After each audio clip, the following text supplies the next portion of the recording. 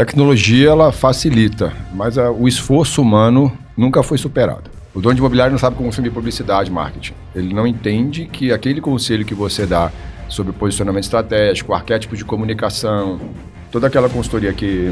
Porque o pessoal associa muito publicidade e marketing com um cara que faz a arte. Porque, cara, eu admiro o imobiliarista brasileiro. É muita resiliência, cara. Você vê bancos quebram, as imobiliárias estão aí 50, 60, 70 anos e elas, com inflação funciona, sem inflação funciona, sem democracia funcionava, com democracia funciona, com crise econômica funciona, com Selic baixa funciona, É impressionante. Toda hora a gente fala, agora veio o Covid, agora os caras quebraram. Estão aí resilientes. O que eu mais admiro no imobiliarista é porque ele é humilde.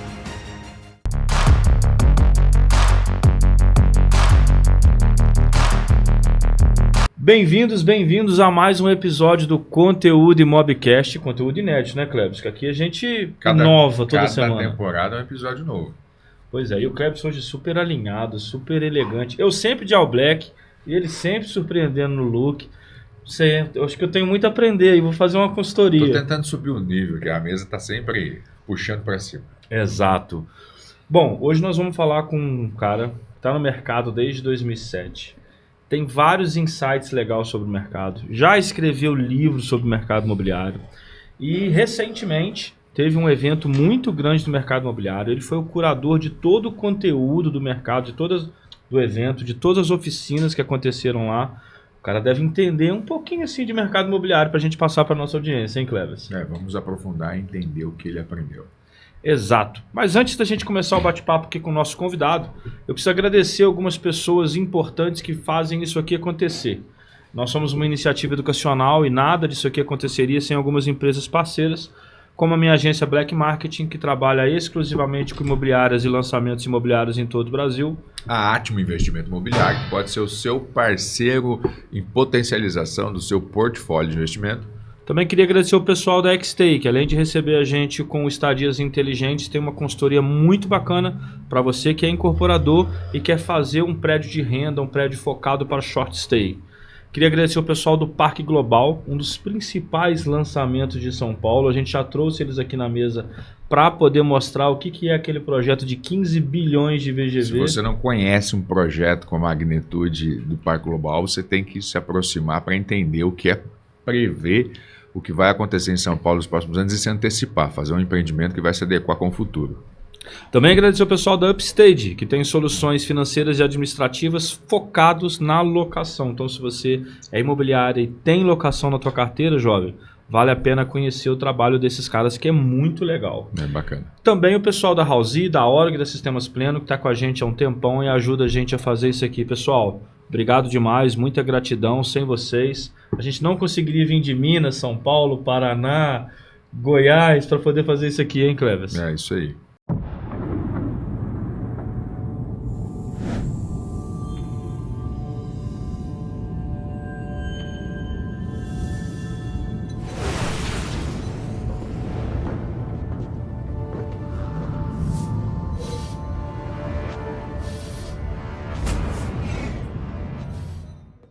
Sabe o que as maiores imobiliárias do Brasil têm em comum? Uma gestão financeira completa, do repasse garantido ao proprietário sempre em dia, à geração de boletos e cobrança eficiente. Com a Upstate, sua imobiliária terá um sistema próprio e uma equipe especializada sempre à disposição para emissão de boletos e repasse para os proprietários e muito mais. Faça parte dessa revolução. Dono de imobiliária? Está preparado para o futuro? Bom, sem mais delongas, quero passar a palavra e já dar as boas-vindas e agradecer pelo seu tempo. Claudino. Obrigado. Prazer estar aqui. Seja muito bem-vindo. Obrigado. Boa. Claudino, vamos começar do começo. Quem ainda não te conhece, quem ainda não leu o seu livro, pode ter um desavisado ali. No final nós vamos deixar o link aqui para o pessoal encontrar e acompanhar você. Eu já acompanho há uns dias, meu perfil tinha até caído, eu já fui lá no Novo para te achar de novo. Fala pra gente quem é o Claudino, de onde ele veio e como que ele entrou no mercado imobiliário. Bom, obrigado mais uma vez por estar aqui. Eu entrei no mercado imobiliário acidentalmente, não foi uma coisa que eu planejei. Trabalhei em alguns setores, principalmente telecomunicações, no começo da minha carreira. E aí, um dado momento, eu resolvi ir para uma experiência no exterior, né? Não tinha tido ainda. E aí, para resumir muito, fui fazer um estudo, estudei um pouco o inglês instrumental em Oxford e também estava fazendo um trabalho no Oriente Médio, um país chamado Bahrein. E aí eu tive uma espécie de epifania, né? Eu estava trabalhando numa área que eu não estava 100% satisfeito, mas que gerava uma receita, e aí eu tive aquele choque de realidade, né? Eu olhava aquela cidade velha, né? Porque Oxford é uma cidade provinciana perto de Londres, então a gente, a nossa referência é Londres. E aí eu olhava o Bahrein, que era perto do Catar, Doha, Abu Dhabi, aquelas cidades que aterravam o mar, que era uma novidade, aterrar o mar para construir prédio. Então era 100% novo lançamento imobiliário, como por exemplo é o Parque Global, que vocês citaram há pouco, e o outro era uma região de... você tinha prédios milenares, a maioria morava de aluguel. E aquele confronto me fez pensar sobre o mercado imobiliário, por que eu não atuo nisso? Então, e aí quando eu voltei para o Brasil, por uma série de questões, até pessoais, falei, vou trabalhar. E aí surgiram consultorias, e aí uma delas era menor, a que dava menos retorno, que era para uma imobiliária. Por acaso em Brasília, uma carteira de locação muito grande, eles queriam uma consultoria de processos e tal, e aí eu falei, cara, eu vou decidir, vou me tornar relevante no mercado imobiliário. E aí foi uma decisão, porque eu percebia que o nosso mercado, ele, até no primeiro livro que eu escrevi sobre esse setor, ele é um mercado que ele tem baixa barreira de entrada, né? Quem conhece um pouco de gestão empresarial sabe das 5 forças de porta. Então, uma teoria que uma delas, a primeira força é a barreira de entrada. O quão difícil é entrar no mercado imobiliário? Nem é fácil. Zero difícil. E qual o potencial de retorno? Gigante. E isso é um convite ao amadorismo. Porque se você tem baixa qualificação para entrar exigida e ao mesmo tempo você tem grandes oportunidades financeiras, você acaba atraindo todo tipo de perfil. Aí eu falei, cara, eu quero fazer uma coisa diferente, quero fazer uma coisa que eduque o mercado e que tenha relevância. E aí foi quando eu entrei, há 18, 19 anos mais ou menos, no mercado imobiliário, e nesse período eu visitei 200 imobiliárias, assim, e foi uma coisa meio de querer mesmo, assim, de, cara, como é que é ser uma recepcionista? Como é que é ser um... Aí eu trabalhei todas as funções mesmo que eu não precisasse financeiramente, para que eu pudesse conhecer 200 imobiliários pelo Brasil. E aí isso acabou me aparelhando, né? Se você conjugar isso com conhecimento técnico, teórico e de outros setores que você trabalha mais profissionalizados e soma com a experiência pragmática da ponta, com corretores, você consegue... Era a minha teoria e funcionou. Então, ter alguma relevância no setor. E aí eu consegui esse objetivo e até hoje eu colho os frutos. E sua porta de entrada foi para Brasília, então? Em termos de cidade, sim. Cidade. Que ano que estava lá em Brasília? Acho que foi em 2007 mesmo. É um mercado atípico lá, não é comparado a São Paulo, é bem diferente. O que você achou da cidade? Da região? Eu já conheci a cidade, tinha morado em Brasília antes, não sou de Brasília, mas já tinha morado e sim, você tem uma Brasília em si, é tombada, mas o DF naquela época tinham acabado de criar uma Águas Claras. Águas Claras. Eu me lembro que na época um bairro que estava crescendo muito em São Paulo era Anália Franco. Então você tinha aquela atipicidade, né? Você tinha uma cidade antiga e tombada e sem verticalização, e Águas Claras. Águas Claras, na verdade, foi um projeto do metrô.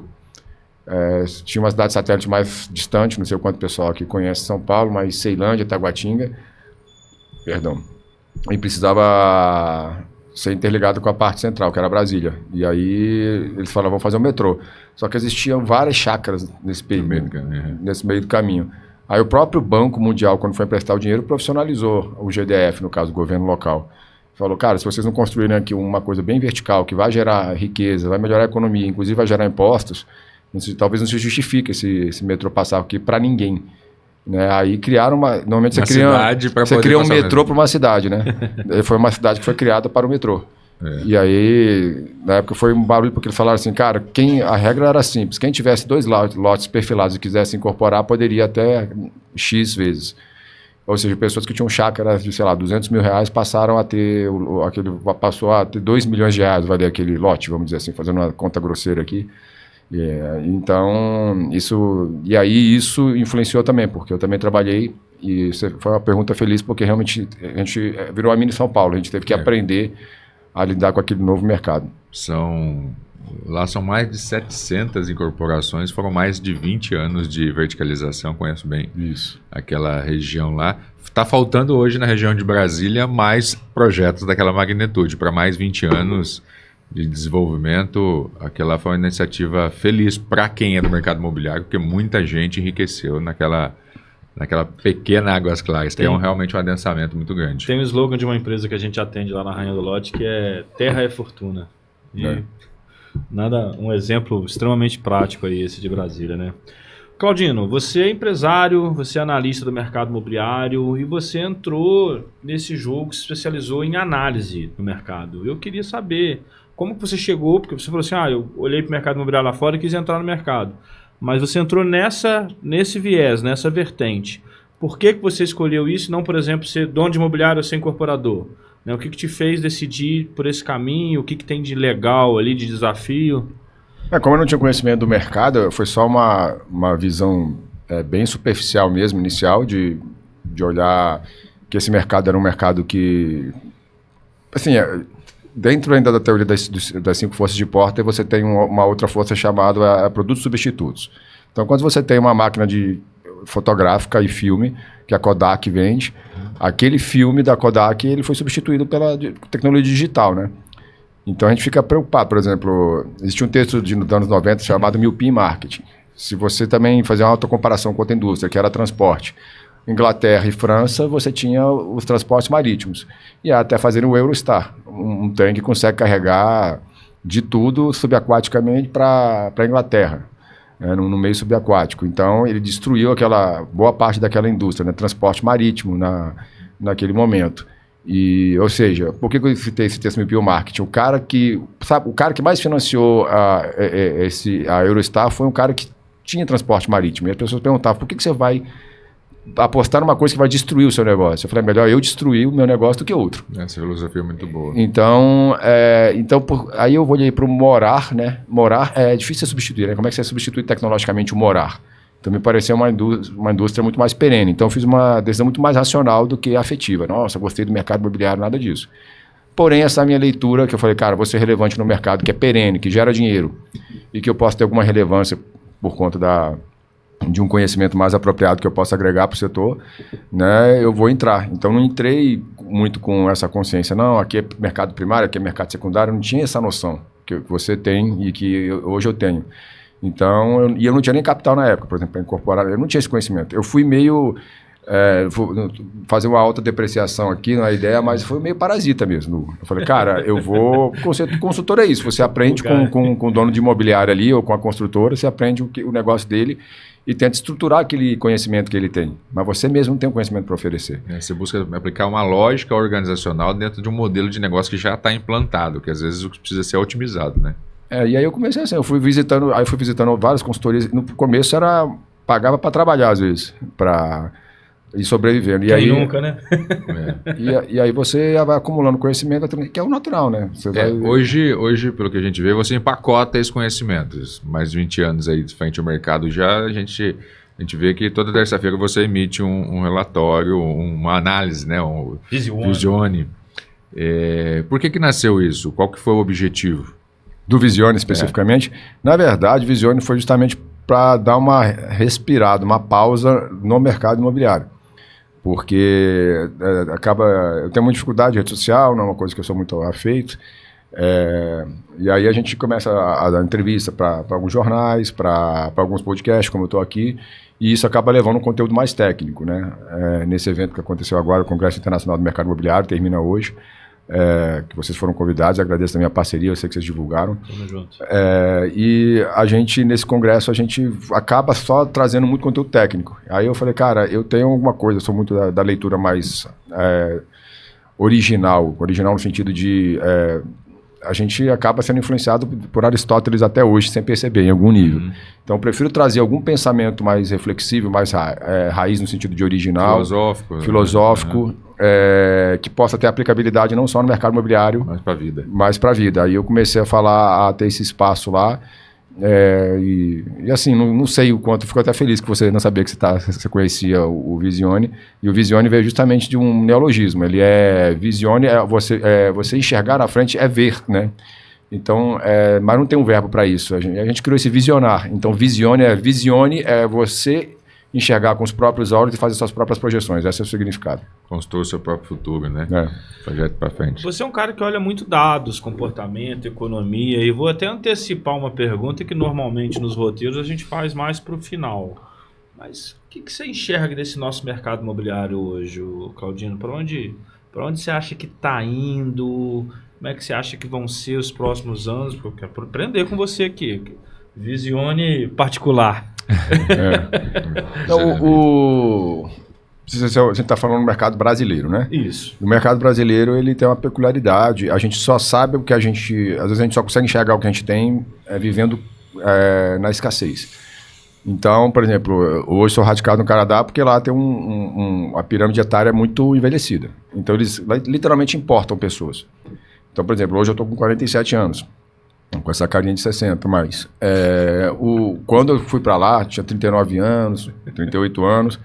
E até 45 anos de idade, eles criaram uma série de programas de facilitação migratória. Sim. Mas como? Você tem que ter já um dinheiro juntado, você já tem que estar uma boa formação conta a ponta. É um scorecard, você vai pontuando para poder migrar lá já com work permit, depois residência permanente, depois que é quase uma cidadania, depois cidadania definitiva. Então, eu estou nesse processo. E por que eu trouxe o Canadá como comparação? O Canadá está fazendo isso porque ele está envelhecendo. A pirâmide etária, aliás, o próprio nome pirâmide etária é inapropriado. A gente aprendeu isso nos anos 60, 70, 80, mas hoje não é mais uma pirâmide, né? Você não tem mais formato de pirâmide. A nossa ela está de ponta cabeça. Ela está, no Brasil, ela está no formato daquela garrafa Conter, que é aquela garrafa da Coca-Cola, que é patenteada naquele formato. Que emula a silhueta feminina, né? E aquela garrafa tradicional da Coca-Cola, ela até é patenteada, ninguém pode usar.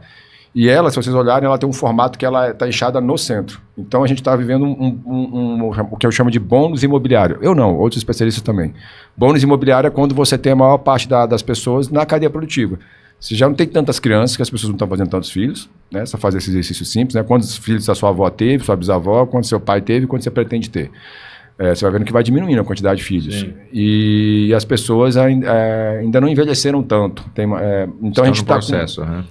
Então, quando você compara, por exemplo, qual vai ser a maior economia do futuro? Das maiores economias, principalmente no mercado imobiliário?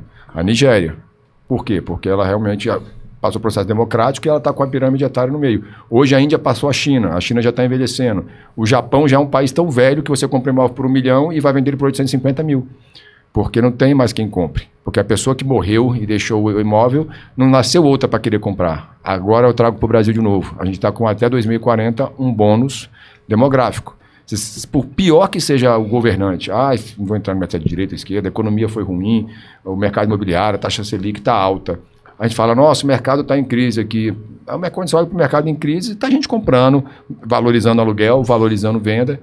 No mercado imobiliário, é melhor ter inflação do que deflação. A ideia de que seu ativo está perdendo valor é pior do que você que está barateando. Então, assim, a gente tem um bônus demográfico. Ou seja, as pessoas estão entrando na área de trabalho e estão demandando por imóveis. Claudino, mas ele não consegue comprar, não tem problema. Eu consigo comprar e alugo para ele. Ele vai ter que morar de um jeito ou de outro. Sim. Alugar imóveis, inclusive, é uma característica do mercado mais maduro. Eu falei isso outro dia, porque eu recebi numa caixinha de pergunta várias vezes, inclusive essa questão da geração Z, não comprar imóvel. Eu falei, cara, tá tudo bem. Eles vão continuar morando, eles não vão morar na rua. O que vai mudar talvez seja a forma de você vender. Talvez vai vender mais para investidores que vão alugar para esse público do que para esse público direto. Mas a necessidade da moradia, ela continua acontecendo. Perfeito. Só que em outro formato. Então, assim, eu dei uma volta para comparar uma técnica chamada maiêutica, né? Que é a técnica socrática. Às vezes, para você dizer o que você é, você tem que entender o que você não é. O Brasil não é uma China, o Brasil não é uma Índia, o Brasil não é um Canadá, o Brasil não é um Japão. O Brasil tem características próprias e é um país muito grande, com a economia muito mais identificada. Às vezes alguém fala que o Brasil às vezes é de esquerda, assim, não dá para comparar em outros países. Aqui a gente é muito mais liberal na economia do mercado imobiliário do que outros países. E é um país continental, liberal comparado com outros e com bônus demográfico. Você falou um negócio legal, essa analogia do que o Brasil é e só ele é. E eu tô vendo que você é um cara que conhece muitas praças, e eu falo praças internacionais. O que você pode falar pra gente, pra nossa audiência, Claudino, que são diferenciais competitivos do Brasil? Pô, isso aqui é só aqui, isso é muito bom, que eu na publicidade, por exemplo, eu tenho essa minha visão global. E o que tem aqui, só aqui, é muito ruim, comparado a outros mercados. Por Porque às vezes quem está aqui não tem essa visão e essa vivência que você tem de outros lugares do mundo. E acha que o que tem aqui é ruim ou bom demais. Eu queria que você trouxesse essa visão para a gente mais ampla. Eu vou tentar trazer um exemplo para poder otimizar o tempo, que é a questão do MLS. Né, que é uma MLS, uma empresa que surgiu há muitos anos, as pessoas conhecem, né? Eu acho fantástico. Nos Estados Unidos, foi no sul dos Estados Unidos, se espalhou, tem toda uma história, inclusive, com o NAR envolvido nisso. E era uma necessidade de fazer esse listing, né? O L de listing, né? De você ter uma lista de imóveis compartilhados. A gente tem alguns fenômenos aqui no Brasil, como acho que a Netmóveis de Belo Horizonte, que está em outros estados, elas compartilhamento de estoque, né? A gente tem uma ideia, acho que quase que bairrista, assim, quase que passional, de clubista, cara, o meu concorrente é meu inimigo. Veja, o mercado imobiliário ele tem uma indústria muito forte. E quando você tem indústrias muito fortes, elas costumam se profissionalizar e ter poucas empresas maiores, né? Compara com o automobilismo. Quantas montadoras você tem no Brasil? Quantas telecoms você tem no Brasil? Aí você fala de 5, 6, 7, 8. Quando você vai falar de imobiliárias no Brasil, é 70 mil. Corretores é 700 mil. Por que é tão pulverizado? Porque a gente isso eu pesquisei, né? Isso é uma resposta tão simples que é até frustrante. É a psique coletiva. A gente deixa, você está usando um relógio que provavelmente foi desenhado no Vale do Silício e foi fabricado em Taiwan e você usa no Brasil e está tudo bem. Agora, você deixaria um imóvel seu aqui, perto do Palestra Itália, para ser administrado por um cara que mora em Miami? Ou você prefere o cara que tem uma loja aqui, que conhece a região, vai saber avaliar e se der algum problema, você vai bater na porta dele? Exato. Então, a psique do coletivo faz com que ele prefira local. E quanto mais local, mais pulverizado. Aí, assim, eu vou entrar numa abrangência que é uma coisa que eu gosto de falar, que o mercado nosso ele é micro-regionalizado, né, de dentro para fora. Então, muitas vezes, o incorporador ele erra porque ele é de São Paulo, quer lançar um empreendimento em Fortaleza e, culturalmente, ele não conhece bem a região e não conhece alguns princípios básicos, né? Quando a gente trabalha no mercado secundário, e aí já dando ensejo para minha pergunta para ti, a gente tem que entender qual que é o comportamento de massa, mas o comportamento individual que a massa provoca. Porque, por exemplo, a gente, por natureza, a gente tende a se manter um do lado do outro, próximo. A gente quer estar afiliado à mãe, ao pai. Hoje nós estamos vivendo uma geração que quer ir mais longe, mas durante muitos anos, milênios, a gente não queria ir tão longe, a gente queria ir o suficiente para colher, né, para comprar alimento, para comprar... Então, a disponibilidade de infraestrutura de uma cidade, ela é o que possibilita você andar menos. Porém, quanto mais caro vai ficando radialmente aqui, eu vou ficando mais distante, porque eu não dou conta de pagar o centro para estar ali, porque tem esse valor. E aí que acontece o adensamento, e aí que a gente vai ter as projeções das incorporações, porque tem mais valor para mim onde tem disponibilidade de infraestrutura. Dito isso, eu acho que abre o precedente para a gente discutir aqui. É muito comum a gente ver no mercado, os corretores, os incorporadores, a gente sempre fala do mercado primário.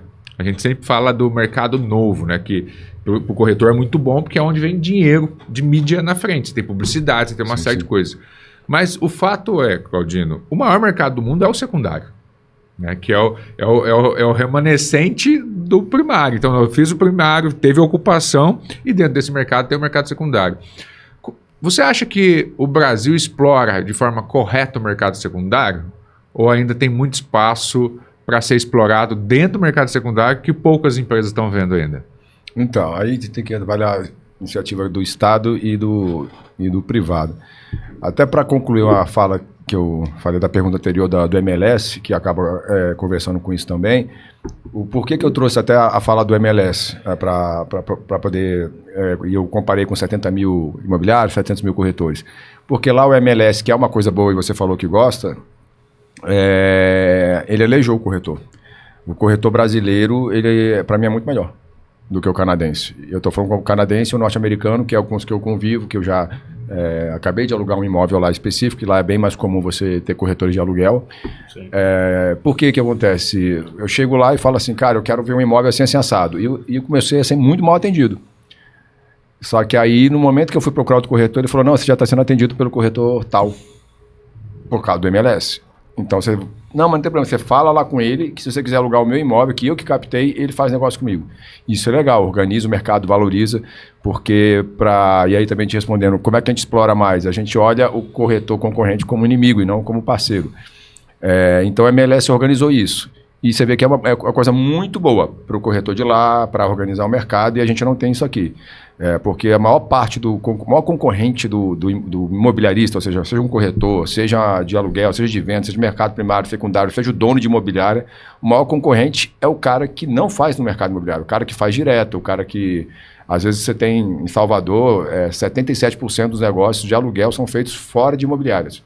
Só para você ter uma ideia, é o pior mercado, inclusive, em termos de intermediação e administração imobiliária. E aí, já no Canadá, por que você está dizendo que o corretor canadense é ruim, Claudino? Porque eu comecei a ser mal atendido e aí eu não conseguia mudar para outro.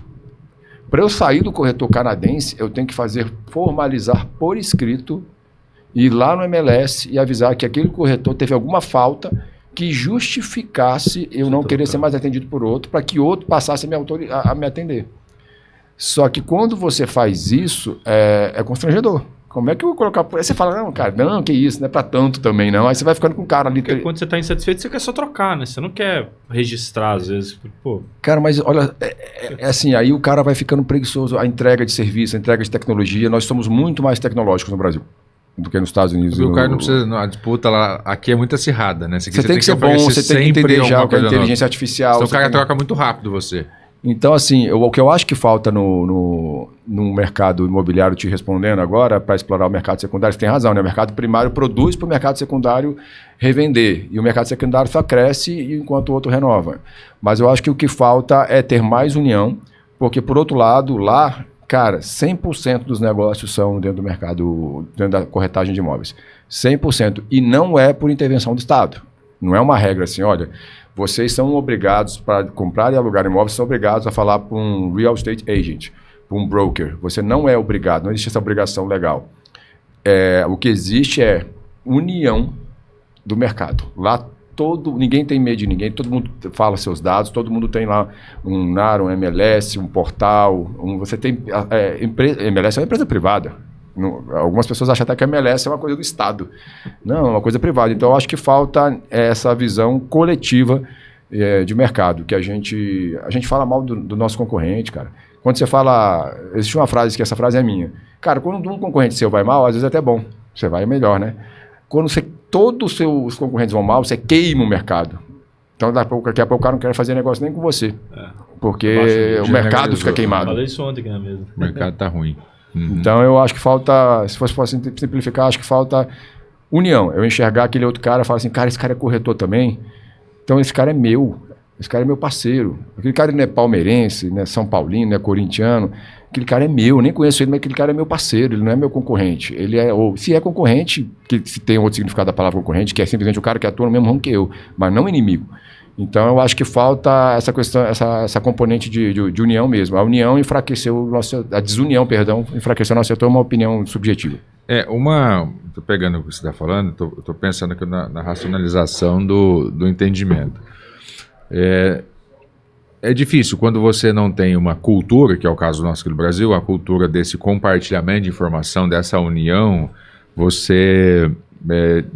disseminar isso e fazer com que ela cresça é muito mais difícil, porque uma cultura ela não nasce em 1 ano ou 10 anos, ela é uma série de décadas para que a cultura seja fortalecida e cada vez ela fique melhor. Normalmente o que acontece é uma intervenção do Estado que ela começa a ajustar algumas coisas que geram conflito. Por exemplo, quando você tem algo que se repete e no judiciário começa a se ter problemas, significa que aqui existe uma cultura, um hábito, e o governo precisa regulamentar para poder facilitar. Então, uma lei ela só se faz sentido criar quando você cria uma cultura antes da lei. Então, existe uma cultura de fazer negócio sem documentação, mas isso me gera um problema. Sim. Então, a partir desse problema, eu falo assim, o Estado vai falar, vamos resolver esse problema, porque está gerando um problema judiciário aqui, vamos criar uma lei para regulamentar. Então, primeiro nasce esse hábito. Então, o que nós precisamos ver é o quanto o nosso hábito, de fato, de parceria está sendo exercitado para a gente começar a ter muitos conflitos,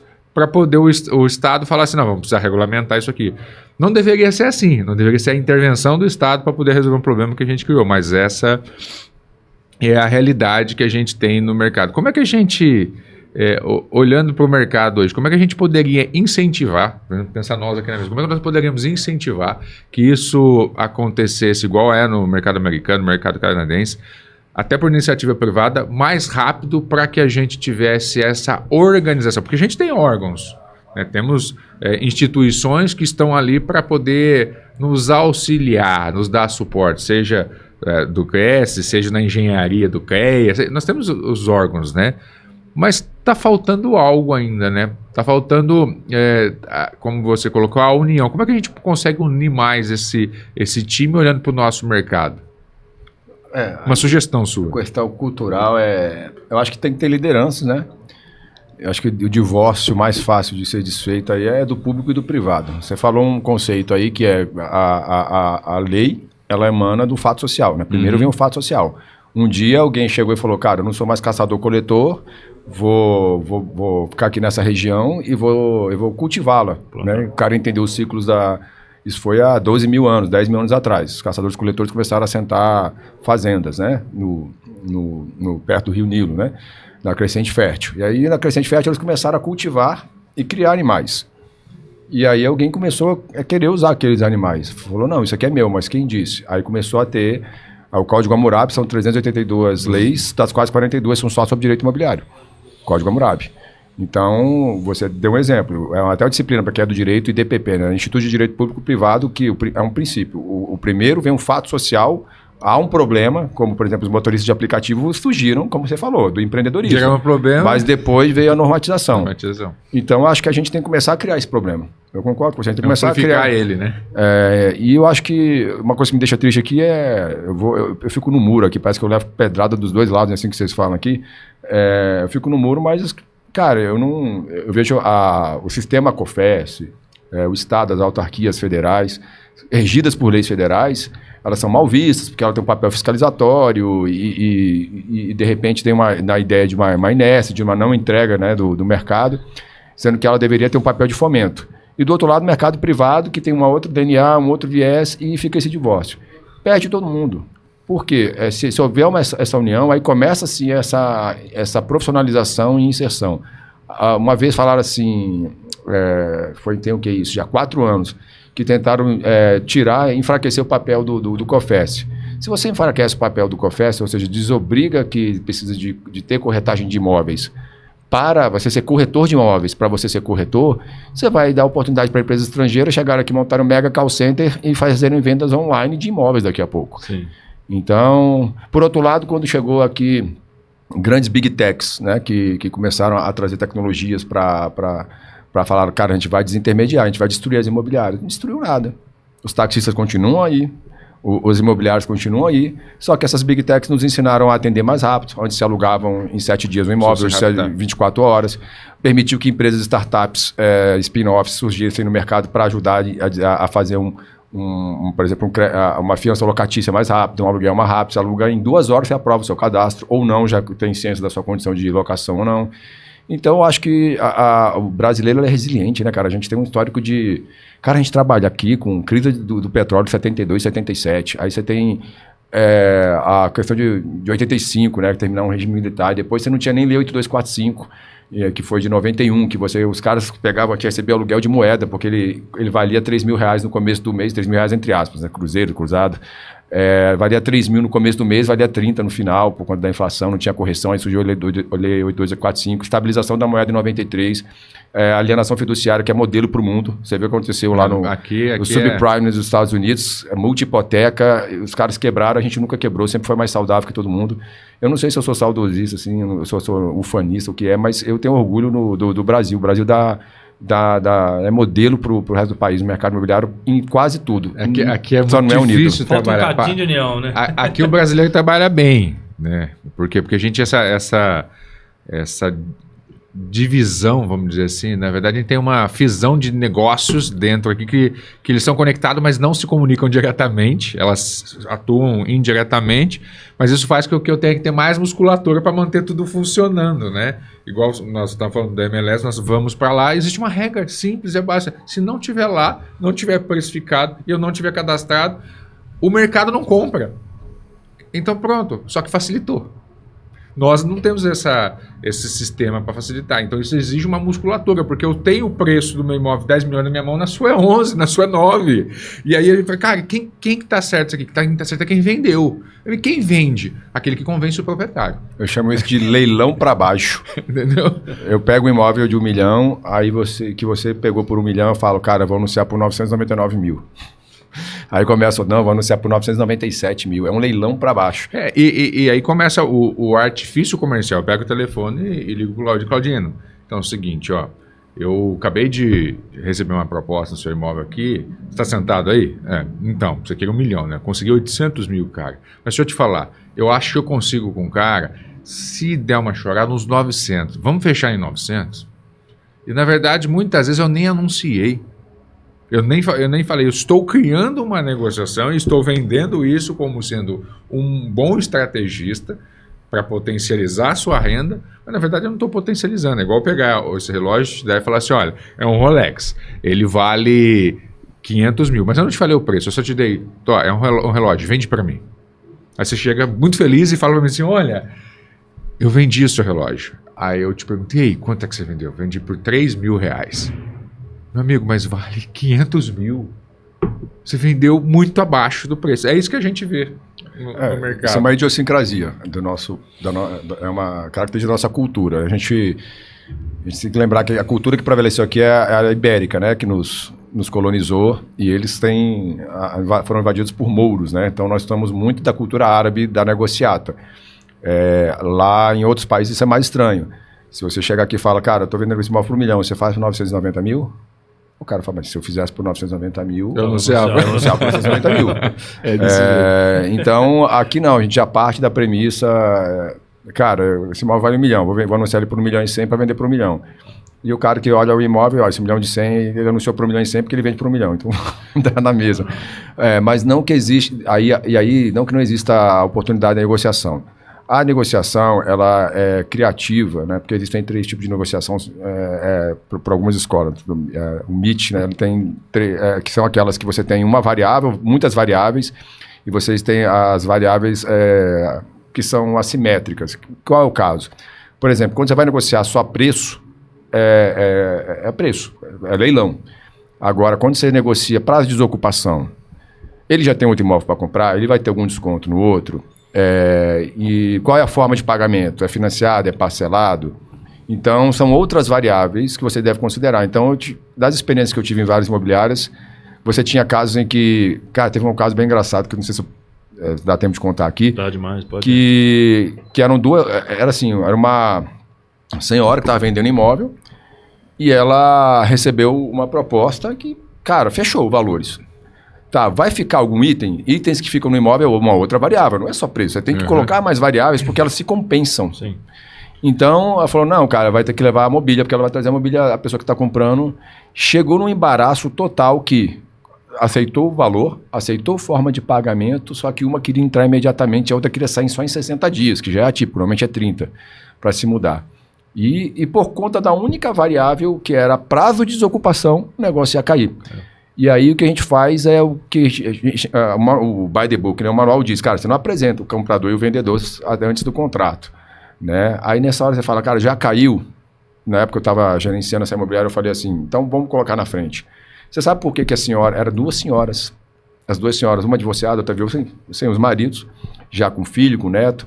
Você sabe por que ela não, a senhora que estava vendendo imóvel, sabe por que ela queria sair em 60 dias? Porque ela não queria ter que morar na casa da filha e do genro até achar outro imóvel. E você sabe por quem estava comprando? Era uma senhora, que ela queria mudar imediatamente, porque ela não aguentava mais ficar na casa do genro e da filha. Então eles entendiam, uma entendia da outra. Sabe o que outra. aconteceu? Elas falaram, eu posso morar com você por 30 dias até achar outro lugar? Elas fecharam. Olha pra você ver. Então, assim, eu acho que o negociar nosso aqui no Brasil é uma opinião baseada em vivência, não tem esse número. Mas eu acho que ela é preguiçosa. A gente é ansioso pela comissão. Eu fui atendido... Tem um colega meu que foi atendido por um colombiano que trabalha lá em Toronto. Ele falou, cara, eu vou comprar um imóvel assim, $1 milhão. Era algo dessa grandeza mesmo. $1 milhão, que não é tanta coisa assim, né, para comprar lá, né? tem que entender que o cara ganha em dólar, né? Comprar como um imóvel de R$1 milhão aqui, né? R$1 milhão é muito dinheiro para muita gente, mas assim, a gente sabe que hoje em dia no mercado não é tanto. E aí quando ele foi comprar esse imóvel, o cara falou, cara, não vai comprar esse imóvel, porque olha só, se você for pagar aqui, se você comprar esse imóvel menor e já alugar, você vai morar melhor aqui, que você vai ter esse dinheiro para alugar, e esse aqui quando ficar pronto você revende. Ele derrubou uma venda melhor. Esse colombiano falou assim, cara, não é melhor para você comprar esse imóvel. Se ele comprasse um imóvel de maior valor, ele ganharia maior comissão. Não, você compra um imóvel menor, que você já aluga, e você consegue com esse dinheiro excedente que comprar aqui. Quando esse aqui gerar valor tal, eu estou tentando simplificar aqui, acabo me atrapalhando, mas a conta dele comprar um imóvel menor e alugar outra, no médio prazo, para o objetivo dele, era melhor do que já comprar um imóvel maior e assumir uma prestação muito alta. Ele fez uma consultoria financeira para o cara. O foco dele não estava na comissão, o foco dele estava na resolução da situação. Agora, né? Cara, numa boa, Claudino, você faria isso? Cara, se eu tivesse morrendo de fome, precisar daquela comissão de R$1 milhão para poder pagar alguma cirurgia, dar uma ganha da minha família. Estou falando um caso caricato, uma alegoria aqui só para... Cara, eu quero fazer um negócio, vamos ser bem sinceros. Mas, cara, ele teve essa postura. Você sabe, esse meu amigo é empresário. Todo mundo que vai para o Canadá necessariamente tem que indicar para esse... Ele chega a ser brigar. Ah, você está vindo para cá? Então, beleza, você vai falar com esse meu corretor. Ah, tá, não, beleza. Até me indicaram outro. Cara, eu vou ficar chateado se eu não usar. O cara defende esse corretor. Como não defende? Como não defende um corretor desse? Só que a gente só pensa no curto prazo. Eu acho que o curto prazo e a ansiedade pela comissão acaba comprometendo a nossa entrega. Não, isso entra dia e sai dia dentro das imobiliárias, é um problema. E falando de imobiliária, você teve dentro. Você sentou em 200 imobiliários, você, como disse agora, foi gestor de imobiliária. O que é o maior erro que essas empresas cometem hoje? Eu pergunto isso porque assim, eu até brinco com os meus sócios lá, né, que as imobiliárias precisam parar de ser imobiliárias e serem empresas. Mas eu queria saber a sua visão. Eu tenho a minha, o Cleber tem a dele, mas a sua ela é bem técnica, eu gostei disso. Ótima pergunta. Eu acho que nós temos dificuldade de consumir duas coisas, marketing e tecnologia. O dono de imobiliário não sabe consumir publicidade e marketing. Ele não entende que aquele conselho que você dá sobre posicionamento estratégico, arquétipo de comunicação, toda aquela consultoria que... Porque o pessoal associa muito publicidade e marketing com um cara que faz a arte. E o cara não sabe nem que a arte tem um roteiro por trás. Pior, o cara que gera o lead. E só. Exato. Então, assim, a gente não sabe consumir tecnologia e marketing. A gente acaba... Eu acho que o que acontece? História da baixa barreira de entrada. Você, para abrir uma farmácia de família numa esquina de uma cidade do interior, você precisa de muito. Você precisa ter um farmacêutico, pelo menos. Se você vai ser um farmacêutico, se você vai contratar um farmacêutico, não interessa, você tem um farmacêutico. Aí você tem que ter uma gestão de estoque, você tem que ter um grande investimento. Para você abrir uma imobiliária já é difícil, né? Para você conseguir o alvará. Imagina uma farmácia. O que você não tem que conseguir para ter um alvará para funcionamento? É muito difícil profissional do ponto de vista de trabalho, capacidade técnica e investimento financeiro. E aí você tem baixa barreira de entrada quando você vai abrir uma imobiliária. Quando você tem baixa barreira de entrada, você tem um cara que é inapto mesmo. Ele não tem aquela qualificação para ser gestor empresarial. E o não gestor empresarial ele não sabe consumir tecnologia. Ele às vezes sai contratando vários penduricalhos tecnológicos que oneram o seu processo e não traz resultado. E ele não sabe contratar, ele não sabe avaliar o trabalho do marketing publicitário. Até porque, Claudino, pegando dentro disso que você está falando, né? A nossa barreira de entrada para o mercado imobiliário é baixa, para o cara ser corretor. E na maioria das vezes, o dono de imobiliário é o corretor que vendia bem, capitalizou e virou dono de empresa. Mas ele não era empresário, nem gestor. Ele era um excelente vendedor, fez volume financeiro e resolveu agora virar uma imobiliária. E esse cara não tem o tato de negócio, a visão do longo prazo. Ele é um bom vendedor que virou dono. Eu até pulei essa parte da história, mas é bem isso. Você formar em medicina, quantos anos você estuda, depois fazer residência, para depois fazer a prova, não necessariamente você vai, porque formou em direito você vai ter uma OAB. Então, para você ter um conselho de classe, você tem que passar por uma prova de proficiência. E demora anos para você ser alguma coisa. Você demora 3 meses para ser corretor, daqui a pouco você tem internet, daqui a pouco você está anunciando, se você for um cara bom vendedor, intuitivo, daqui a pouco você tem caras que realmente não têm uma formação melhor, vai estar lá com um carrão na garagem. Então, o dono de imobiliário é esse cara. Então, talvez a maior falha seja a capacidade de consumir certos serviços e tecnologias e marketing que são acessórios ao seu negócio. Mas eu ainda queria te subverter a sua pergunta com uma resposta rápida e final aqui eu tive um esforço para falar o que estava de pior, porque, cara, eu admiro o imobiliarista brasileiro. É muita resiliência, cara. Bancos quebram, as imobiliárias estão aí 50, 60, 70 anos e elas, com inflação funciona, sem inflação funciona, sem democracia funcionava, com democracia funciona, com crise econômica funciona, com Selic baixa funciona, É impressionante. Toda hora a gente fala, agora veio o Covid, agora os caras quebraram. Estão aí resilientes. E outro componente que eu gosto muito do imobiliarista... mais abriu imobiliário no Covid. Pois é, o que eu mais admiro no imobiliarista é porque ele é humilde. Ele te escuta. Você vai trabalhar em grandes big techs do mercado, na atividade meia, eu sou advisor de algumas empresas de tecnologias aqui no Brasil, e é muito copo cheio. Aqui, não, o imobiliarista ele tem sempre a humildade, o cara já está bem sucedido, já está 40 anos no mercado, já está com a vida financeira resolvida, já se provou, já é líder de mercado onde ele atua, e você vai falar com ele tem uma escutativa, ele quer saber o que você tem que ensinar para ele. Eu acho isso admirável. Legal. Quando a gente, aproveita que a gente está entrando nesse contexto de inovação, vamos pensar o seguinte, Igor, nós estamos vivendo uma nova ruptura no mercado mundial, que a tecnologia está trazendo com a inteligência artificial. Olhando para o mercado imobiliário, principalmente para o secundário, como é que você acha que isso vai impactar daqui para frente? Porque nós estamos vivendo e o que eu vejo já mudou. Na minha opinião, está mudando e vai mudar muito mais ainda, porque as pessoas ainda não aprenderam a usar essa tecnologia da forma que o Vale do Silício usa, né? E lá eles estão aprendendo a usar ela ainda, porque ela é muito regenerativa, vamos dizer assim. Ela está sempre se reinventando. A tecnologia, da forma que ela foi criada, ela é exponencial de uma forma que a gente não consegue medir até onde ela vai, porque cada dia ela está impressionando com a velocidade, com a entrega. Isso muda tudo na cadeia de baixo. Muda. Não é só no nosso mercado, mas nos outros. Onde você acha que mais vai impactar no mercado imobiliário, principalmente no secundário? Assim, eu dou uma resposta indireta, mas para tentar construir um raciocínio para que as pessoas tenham parâmetros. Fica à vontade. Então a gente surgiu a internet, né? No Brasil, uma OSK 97, a 99, e aí surgiram os primeiros portais, e a gente parou de anunciar daqui a pouco em jornal, impresso, para depois para a internet. A internet, ela é infraestrutura, ou seja, empresas passaram a utilizar a internet para prover serviço, e a internet está no usuário final também. No caso da internet, é uma tecnologia que foi para o usuário final. E o que isso impactou no consumo? A informação ficava no corretor. Para eu saber comprar um imóvel, eu precisava de um corretor. Aí ele passou a não precisar do corretor mais, porque já estava em portais, ele já começou a construir a própria noção de valor, de preço dos imóveis, porque ele tinha parâmetro de comparação na tela de um computador. Isso aí mudou radicalmente a cultura de consumo. Os imobiliários sobreviveram a isso, porque eles começaram a agregar outra camada de serviço. Eu não sou só o cara que te digo quais imóveis tem para comprar e qual o preço dele. Você já tem isso, agora eu tenho que te agregar intermediação. Uma vez eu perguntei, quando eu entrei no mercado imobiliário, por que um proprietário deixava um imóvel numa imobiliária? Porque você vai ter que pagar a taxa de administração. E a gente vê naquela ingenuidade, não é só administrar, a gente sabe a complexidade da administração. Na época eu não sabia.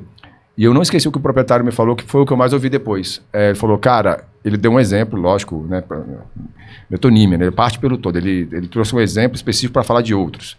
Ele falou assim, cara, eu alugo aqui nessa imobiliária só para não ter que dizer não para o meu cunhado. Porque se eu ponho meu imóvel aqui e o irmão da minha esposa chega aqui e fala, cara, aluga aí para mim sem fiador e dá um desconto aí de 500, só para ele não passar por esse constrangimento e depois talvez outro, se o cara não paga em dia, de ter que mandar ele embora, é isso. Então, assim, existem muita coisa que, que os imobiliários passaram a entregar. Mais recentemente, que veio de tecnologia. A tecnologia para um smartphone, ele é um meio. Quando surgiu o smartphone, qual que era o barato dele? Touchscreen, você toca na tela. Quando eu me lembro que o primeiro cara mostrou assim, um S1, né? O da Samsung lá. Grandes coisas, beleza, toca e mexe. Impressionava na época, né? Mas não tinha o Airbnb, não tinha um internet banking, não tinha Spotify, não tinha Uber. Ele é meio, os aplicativos. Hoje, as tecnologias que estão surgindo, que é a tokenização e a inteligência artificial, elas são meio.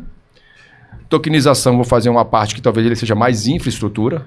Ele não é uma entrega final para você. Eu vou chegar aqui domingo, 5 horas da tarde e falar assim, cara, eu vou trocar 20% das minhas ações da Petrobras por 10% do seu apartamento ali no Itaim. Eu não estou vendo isso acontecer. Isso é mais para as empresas oferecerem solução, futuros cartórios digitais. Agora, a inteligência artificial, não. Ela cabe uma reflexão. Primeira notícia boa.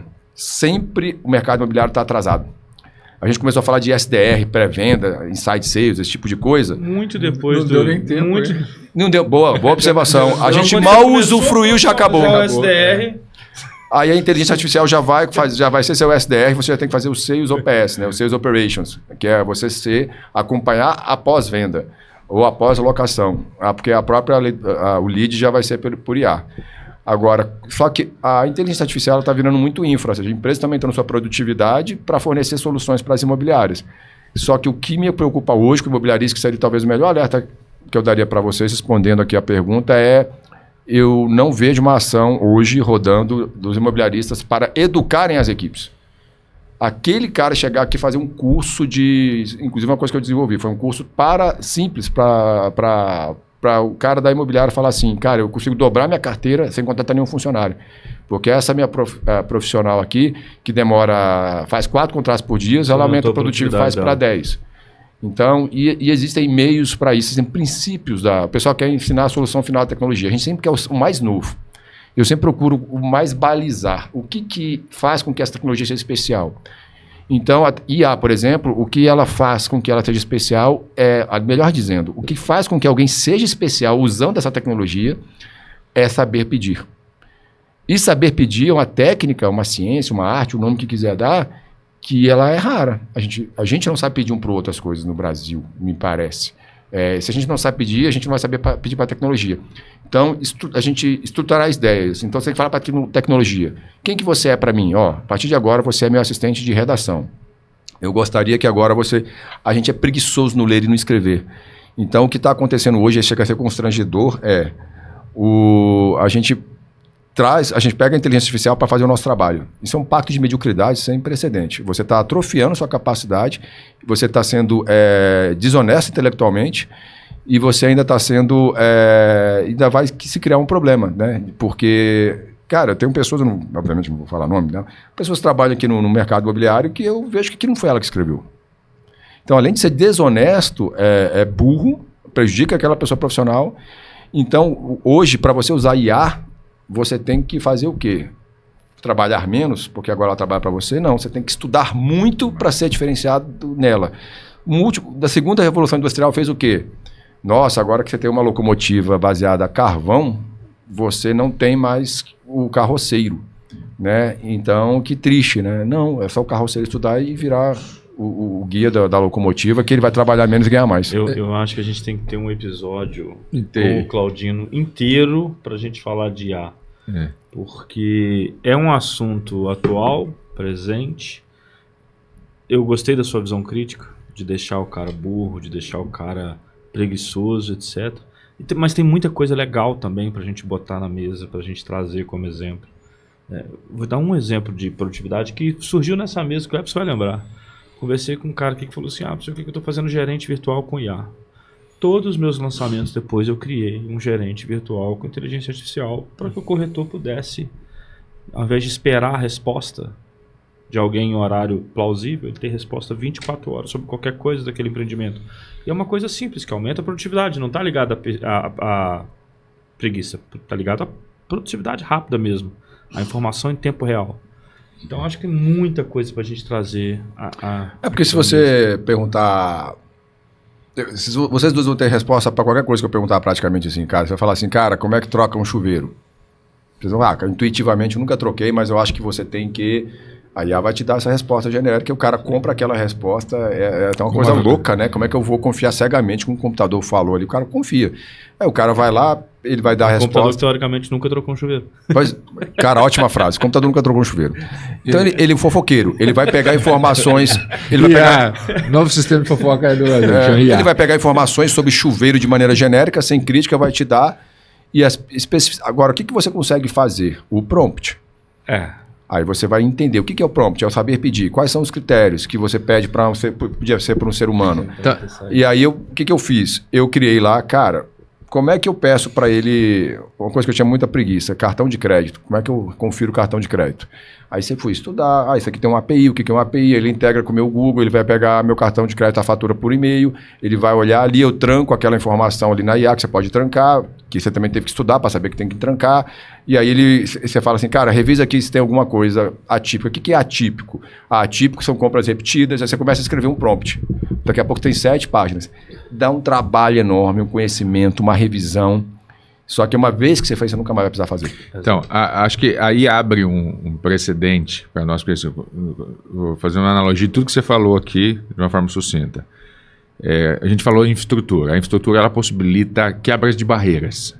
Então, a primeira infraestrutura que a gente teve de verdade foi a elétrica. Então, a gente saiu do motor a combustão para os motores elétricos. Gerou uma disruptura imensa em várias áreas, né? Nós estamos sofrendo várias expansões. Por energia elétrica, a gente possibilitou a geração da internet. A geração da internet foi uma outra ruptura, abriu um outro patamar.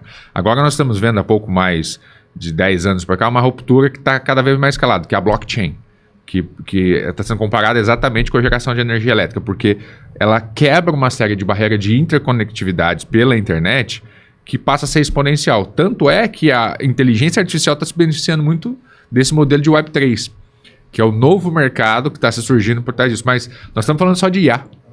Você consegue perceber que nós estamos focados na IA, mas o quanto de coisa evoluiu, está evoluindo e que vão gerar precedentes com os antecedentes para que a gente olhe para frente e fale assim, cara, não tem como. Ou eu vou ficar refém, que é o corretor que só copia e cola, é o cara que só repete, né? Eu falo assim, quem cópia tem muito menos valor. Porque fazer um prompt, igual você estava colocando aqui, exige que eu tenha muito mais condição analítica, de depuração e de curadoria para poder orientar. Então, separa o mercado em 2 frações. Os que vão comandar e os que vão ser comandados. Né? E para onde nós vamos parar? Não tem como a gente antecipar o que vai ser. O que a gente pode fazer é fazer parte do desenho. Mas para fazer parte do desenho tem que estar lá na frente escrevendo também. Os prompts da vida tem que estar se testando. O blockchain ele é anterior, né? E ele dá confiança, né? Porque ele consegue dar maior autenticidade. Eu consigo ter a menor chance de corrupção do processo. Né? Quem é que está fazendo essa operação bancária aqui? Aí você tem a blockchain, que você tem vários pontos de confirmação em vários agentes do mundo. Que ainda é pouco... As pessoas têm pouca... Mas é porque ele não é entrega final, ele é infra. O que é infra? Infra é aquilo que uma empresa usa para poder prover o serviço final. No caso, o Itaú está usando aqui não sei se pode ficar falando de empresas aqui como exemplo. Inclusive, se quiser nos patrocinar.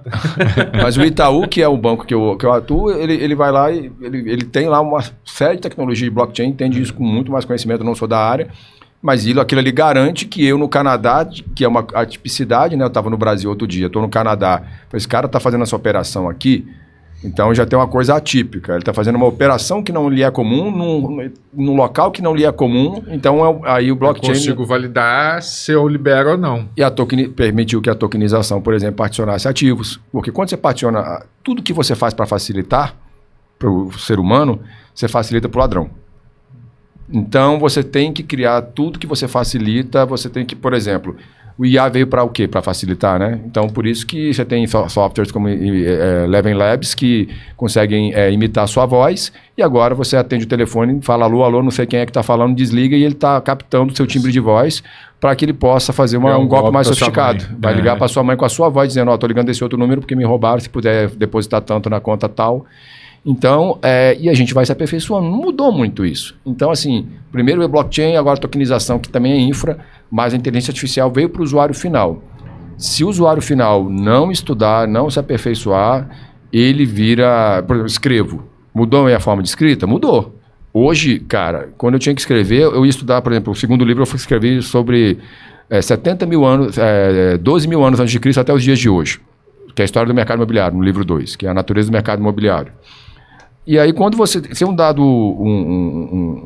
momento, né, que eu falo também de tecnologia, você vai vendo a evolução no fundo, é o hábito humano. Um de querer subverter o que é correto, o outro de querer fazer o correto. O que eu vejo hoje na IA é, eu fui escrever o livro, tomando o próprio livro como exemplo, eu escrever o livro. Cara, eu tinha que pesquisar, ler e não sei o que. Você lê muita porcaria. Até já era isso que eu queria. Aí agora com IA, não. Eu consegui 2 coisas com IA para escrever. Uma, otimizou a pesquisa. Sim. Cara, eu tenho literalmente agentes. Eu não tinha com funcionário como pagar vocês aqui para pesquisar isso enquanto eu estou escrevendo isso. Esses caras estão pesquisando para mim agora. Eles já me entregam dentro do que eu queria. Aí eu pesquiso. Depois que eu escrevo, eu jogo para ele validar, porque eu criei um prompt para ele. Porque eu carreguei meu conhecimento na IA e ela sabe o meu estilo de escrita. Aí eu, cara, confere se faltou alguma coisa. Cara, como você está falando de Singapura, eu escrevo sobre Singapura também, aqui em Singapura, você considerou esse aspecto de Singapura? Não considerei. Vou estudar e vou escrever. Agora, o que não dá é o cara chegar aqui, escreva sobre Singapura, copiar e colar. É um negócio assim tão asqueroso, nojento do ponto de vista moral, que por si só já não deveria ter outro comentário. Mas tem outras questões. Além de ser... É muito breve, cara. Hoje a gente sabe quem escreve por IA.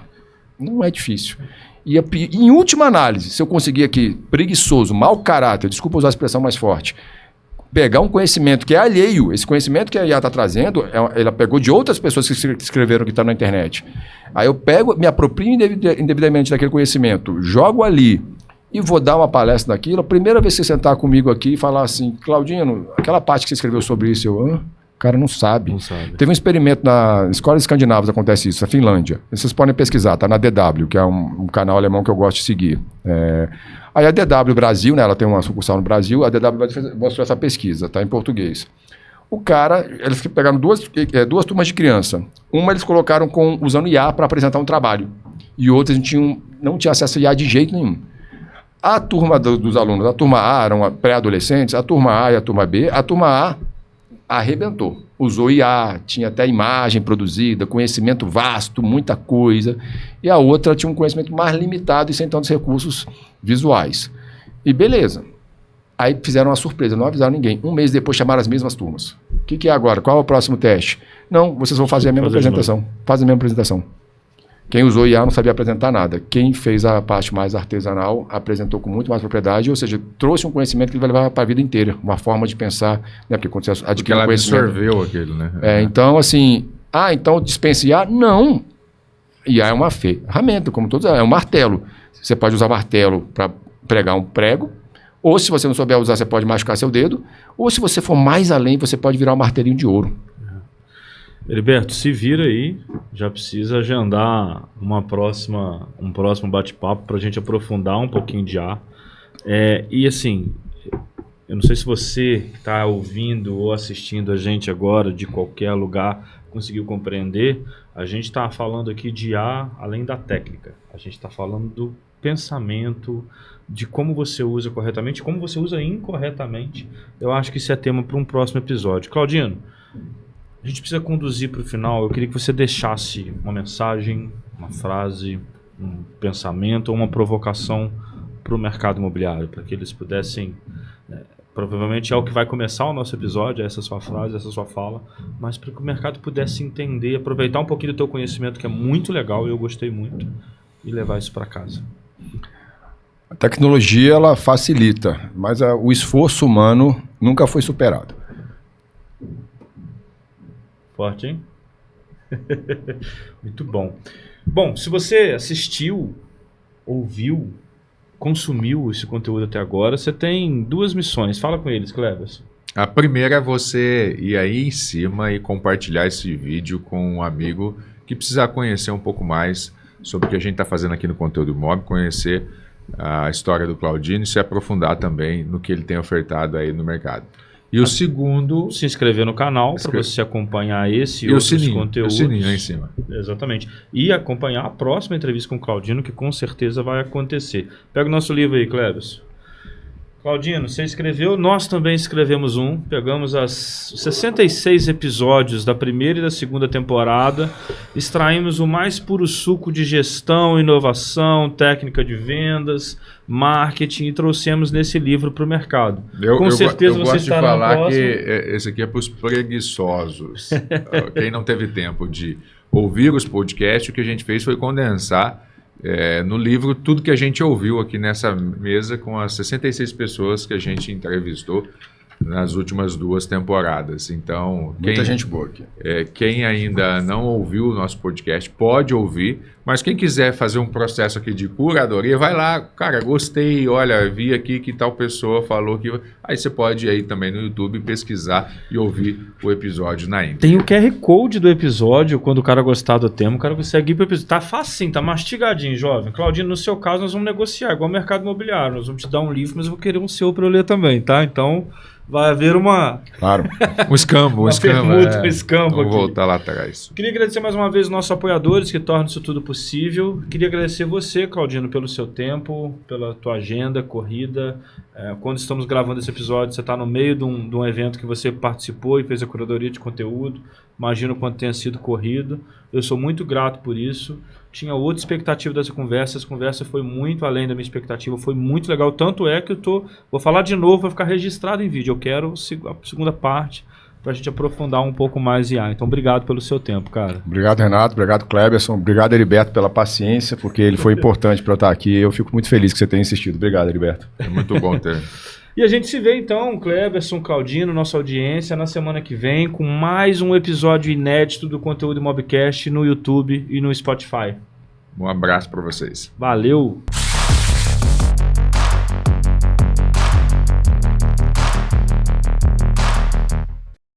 Pronto para deixar o passado para trás e dar o próximo passo nas vistorias? Com o Pleno Vistoria, tudo fica mais ágil e simples. São mais de 25 mil vistorias e 8 milhões de mídias geradas todo mês. E não é por acaso que somos o número 1 em funcionalidades e volume de uso no Brasil. Nosso compromisso? Ouvir nossos clientes e melhorar sempre. E caso surja qualquer dúvida, você tem suporte 24 horas e atendimento humano de verdade. Pleno Vistoria, mais que um app, é a ferramenta que transforma suas vistorias em uma rotina ágil e plena. Onde a cidade se encontra com o rio. Conveniência se encontra com diversidade. Sustentabilidade se encontra com preservação. Design se encontra com significado. E São Paulo se encontra com seu futuro. Parque Global. O mundo se encontra aqui.